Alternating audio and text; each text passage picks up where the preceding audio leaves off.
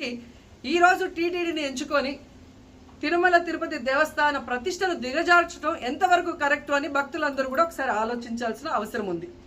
And మూడోది, ఈరోజు ఎవరైతే బీజేపీ నాయకులు కూడా మాట్లాడుతున్నారో వాళ్ళని నేను అడుగుతున్నా, ఇదే టీటీడీ బోర్డులో మెంబర్లుగా బీజేపీకి సంబంధించిన వాళ్ళు ఉన్నారు.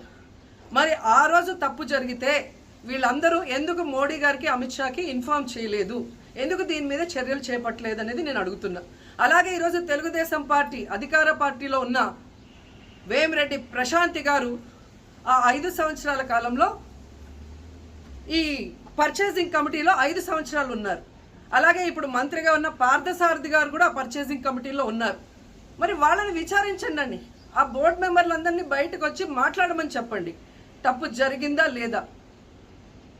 ఈరోజు ఇంతమంది గొప్ప గొప్ప వాళ్ళు తిరుమలకు పోయి లడ్డు తిన్నా జరగని తప్పు వాళ్ళ పర్చేస్ కమిటీలో ఉన్న వాళ్ళు జనసేన పార్టీ, తెలుగుదేశం పార్టీలో చేరిన వాళ్ళని మాట్లాడకుండా కేవలం జగన్ గారిని టార్గెట్ చేసి మాట్లాడటం చూస్తే రాజకీయ లబ్ధి కోసం తిరుమల పవిత్రను భ్రష్టు పట్టిస్తూ ఈరోజు చంద్రబాబు నాయుడు చేస్తున్న నికృష్ట రాజకీయాలు అందరూ కూడా గమనించి ఆ చంద్రబాబు నాయుడికి బుద్ధి చెప్పమని కోరుకుంటున్నా.